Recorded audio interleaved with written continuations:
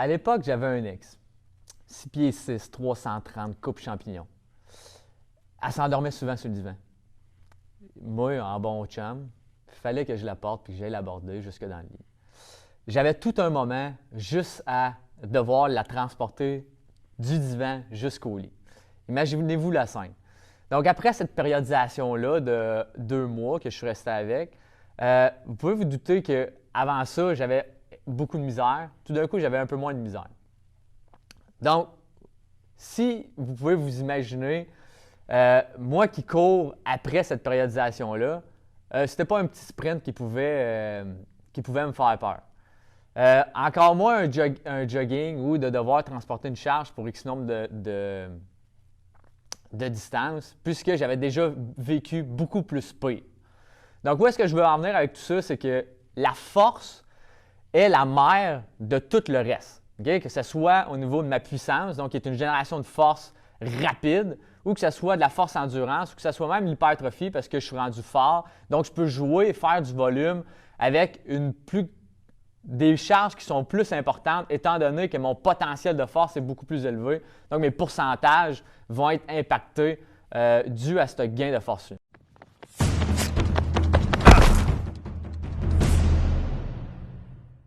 Ce qu'il faut savoir pour développer la force, c'est qu'il y a 3 mécanismes importants pour ce faire.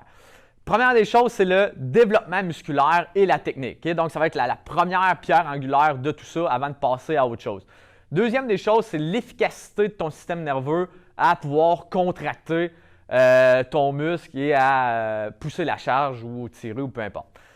Troisième des choses, okay, un coup que tu as développé ces 2 premiers aspects-là, c'est de réduire tes facteurs d'inhibition protectrices. Okay? Donc, ton corps va automatiquement te shut down juste pour te protéger. Donc, si tu es capable de désinhiber ces facteurs-là, puis de le rendre en sécurité avec ça, bon, ben, tu vas être de plus en plus fort. Souvent, ça va inclure des méthodes un peu comme les partiels, d'avoir des excentriques avec des charges plus lourdes qu'à l'habitude, plus que ton 100%. Deuxième chose à prendre en considération, c'est d'améliorer ta capacité à contracter la fibre rapide. Bien entendu, un débutant ou un avancé ne jouera pas avec les mêmes pourcentages de charge. Okay? Je te donne un exemple. Pour le débutant, tu vas juste de jouer avec une charge, plus que 70% de ta charge maximale, va te donner des bonnes répercussions dues aux 3 premiers facteurs qu'on a mentionnés au préalable. Aussi, d'améliorer ta capacité à contracter ta fibre rapide va plus venir avec le fait va venir avec la fatigue. Donc, les premières répétitions, les fibres lentes vont embarquer. Plus que tu vas avancer, plus que les fibres rapides vont avancer. Donc, parce que les fibres lentes sont fatiguées, donc ont besoin d'aide des fibres rapides qui vont venir s'insérer. Il est généralement dit et su qu'une charge au-dessus de 80% va être capable de recruter les fibres rapides dès le départ. Maintenant, un intermédiaire va pouvoir jouer avec des charges de 80% et plus. Okay? Mais on va se limiter à 80-85% pour développer la force. L'intermédiaire, okay, là, on a une bonne année d'entraînement dans le corps.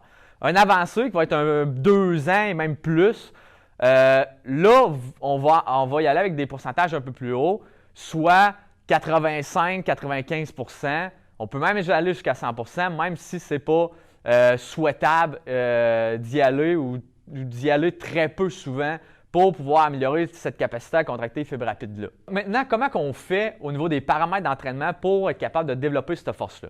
Donc, c'est fort simple. Au niveau des séries, ça peut varier de 3 à 10 séries utilisées. Okay?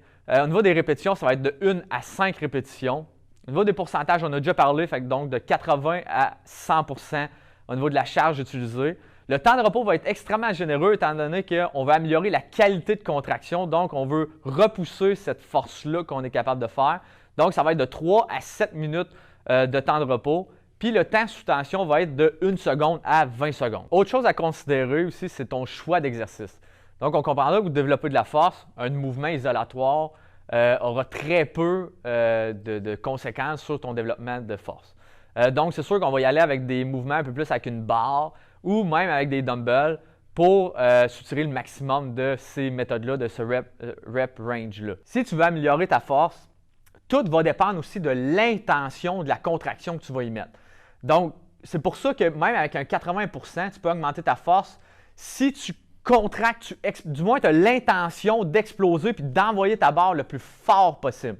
De cette manière-là, tu vas améliorer ton firing rate au niveau de ta contraction musculaire, puis tu vas être capable de recruter ta fibre rapide dès ton premier instant. Maintenant, 2 petites mises en garde au niveau du développement de la force. Première des choses, c'est qu'il faut que tu t'entraînes avec une technique qui est solide, puisque tu as déjà une grosse charge à devoir manipuler. Donc, ta technique doit être A1, puis laisse pas ton ego se mettre au travers de tes gains. Souvent, vu justement qu'on est en développement de force, il y a des grosses charges qui sont intégrées, donc on veut faire le coq. L'ego prend la place sur la technique, donc mauvais développement ou perte d'efficacité, puis tu augmentes tes risques de blessure. Deuxième mise en garde va être de ne pas aller à l'échec musculaire. Okay? Donc, de devoir grinder comme un malade pendant 10 secondes pour monter ta barre, puis quelqu'un t'aide, OK, let's go, on en fait un autre. Tu vas avoir des impacts au niveau de ton système nerveux extrêmement négatifs, puisque ton corps pense à sa survie, donc va déployer toutes ces énergies pas possibles, adrénaline, cortisol, ce qui va faire en sorte que tu vas impacter négativement le reste de ton training, étant donné que tu vas tout déployer tes ressources, puis même les entraînements subséquents qui vont suivre avec. Donc, si tu veux soutirer le maximum, mets-y de l'intention, mais laisse une rep d'antenne. Si je vous dis tout ça, c'est pour que vous aussi, vous ayez la chance de pouvoir porter vos blondes jusqu'à leur lit alors qu'ils s'endorment dans le divan. Donc, d'ici là, prenez soin de vous autres. On se rejoint au top.